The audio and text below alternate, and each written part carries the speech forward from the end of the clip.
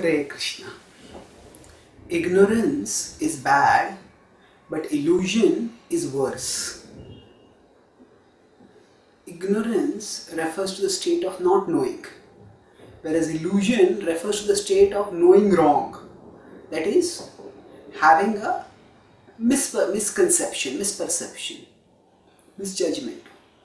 Now, suppose a person is blind, that person is aware that I am not aware of the path, and that's why that person will walk cautiously. But if the person is,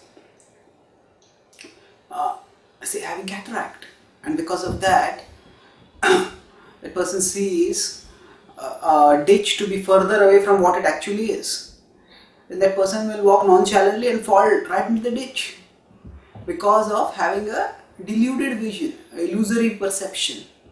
So, because illusion misleads us into believing that we are not ignorant. That's why illusion can often be more dangerous than ignorance. The Bhagavad Gita, towards the end, Krishna asks Arjuna the question, Kachidetachhutam partha tvayekagrena chetasa kachidajnana sammoha pranashtaste dhananjaya. So Arjuna is asked by Krishna, Kachidetachhutam partha tvayekagrena chetasa. Have you heard attentively, O Arjuna? And Kachidajnana sammoha, whether your ajnana, your ignorance, and sammoha, your illusion, have they been destroyed? Pranashtaste dhananjaya, have they been destroyed? O Arjuna. So Krishna is asking this important question about the nature of is pointing through this twofold question that what obscures enlightenment is these two things, ignorance and illusion. Now, if you look at the overall flow of the Gita, we see in the beginning Arjuna exhibited ignorance about the soul. Of course, Arjuna is an eternal associate of the Lord, and he is always enlightened in that sense. But by the Lord's arrangement, he is sometimes put under illusion so that the Lord can teach some message to us. So, considering that perspective, Arjuna actually acts for our edification. But for our edification, we can also analyze where exactly Arjuna's reasoning went wrong.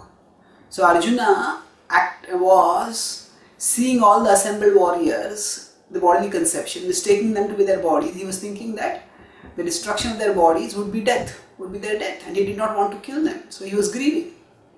Now Krishna enlightened him about the soul, but before that, Arjuna, we see he exhibited not just ignorance about the soul, but he was also under illusion, thinking that he knew what is dharma. He started making in the first chapter arguments based on concept of Kula Dharma, how he has a duty to his dynasty, and because of the duty for the dynasty, he should not fight. Now, his concerns about Kula Dharma are valid, but there is dharma at the level of bodily connection, and there is the dharma at the level of spiritual connection. And a dharma at the level of spiritual connection is of the paramount importance. That's why Krishna says in 18.66 in the Bhagavad Gita, Sarva dharman parityajya mam ekam sharanam braja. Give up all varieties of religion and just surrender to me. So that is the highest dharma, and that is what Krishna tells Arjuna, that if you are enlightened, you will understand that the highest dharma is dharma of the soul, which is to love and serve that supreme being, of which the soul is an eternal part. That supreme being is Krishna.